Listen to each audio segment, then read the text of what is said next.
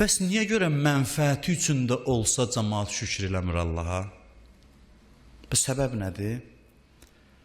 Özünü sevən adam özünü sevirsə doğrudan, özünü sevmək səbəbindən şükür eləsin ki, Allah da artırsın. Niyə eləmir?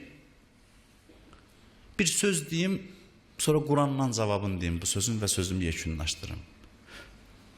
Allah özü bizim içimizdən mənfəətpərəstlik, özümüzü sevmək hissini qoyub, bir nə üçün?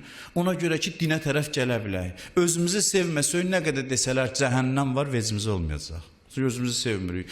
Yanacaqsan deyəcəksən, yanacaq fikir başa düşəcəksən. Çünki özünü sevmirsən. Özünü insan sevməsə, nə qədər cənnətdən danış, cənnətə tərəf getməyəcək. Əslində din də elə özünü sevməyə istinad eləyir, o hissə istinad eləyir. İlkin mərhələdə dinə gələndə eybi yoxdur, axirət mənfəəti üçün də olsa gəl. Çünki bu hiss bizi vadar eləyir dindarlıq eləməyə. Bəs bəzi insanlar özünü sevirsə, Allah da deyir, sən şükür elə, mən də artıraram, bəs niyə bu şükrü eləmir? Onun cavabını Quran buyurur. Bunu da deyim, sözümü yekunlaşdırım. Buyurur, Nəsullah və ənsahum ənfusəhum. Buyurur, onlar Allah'ı unuttular deyə Allah özlərini unutturdu. Əslində bunlar mənfəətpərəst də deyirlər. Bunlar özünü itiriblər. Heç öz xeyrini ziyanını da bilmir. Əslində bu insanlar ki, İmam Hüseyni Kərbəlada öldürdülər, heç mənfəətpərəst də öldürdülər sözün əsl mənasında. Çünki doğru mənada mənfəətpərəst olsaydılar, gəlib İmam Hüseynin yanında yer alardılar. Yəni Yezidin yolunda ölürdü də bu insan. Canından da keçirdi, amma hazır değildi əlinin yolunda ölsün. Demək budur ki, bu insan əslində özünü də sevmir, özünü də itirib. Fantastik filmlər var, robotlardan çəkirlər.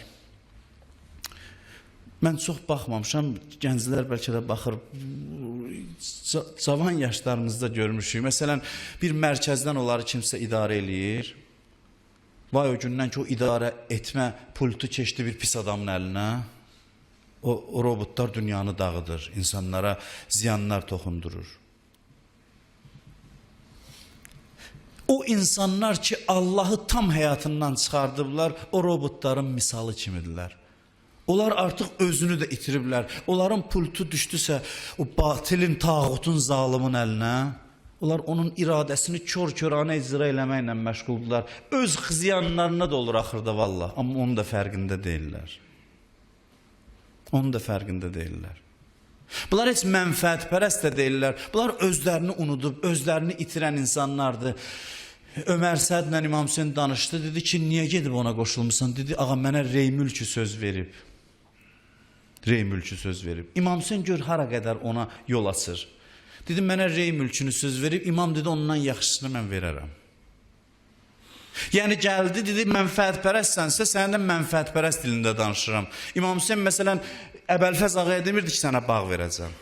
Bunun məntiqi ilə danışır ondan. Dedi, bağ istəyirsən, bağ verəcəm. Dedi, yox, filan. Dedi, filan. 100 dənə bəhanə gətirdi.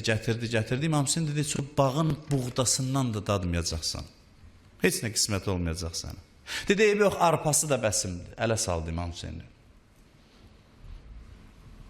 Dünyadan da oldu, axirətdən də. Əslində, məyər İmam Hüseyin əleyhissalam küfəllərə hakim olsaydı, dünya verməyəcəkdi onlara, verəcəkdi. Onlar dünyanı da yaddan çıxartmışdılar. Əslində, onlar özlərini unutmuşdular, kimliyini yaddan çıxartmışdılar, xeyir ziyanlarını itirmişdilər. İnsan mənfəətpərəst olarsa, kişi kimi mənfəətpərəst olar.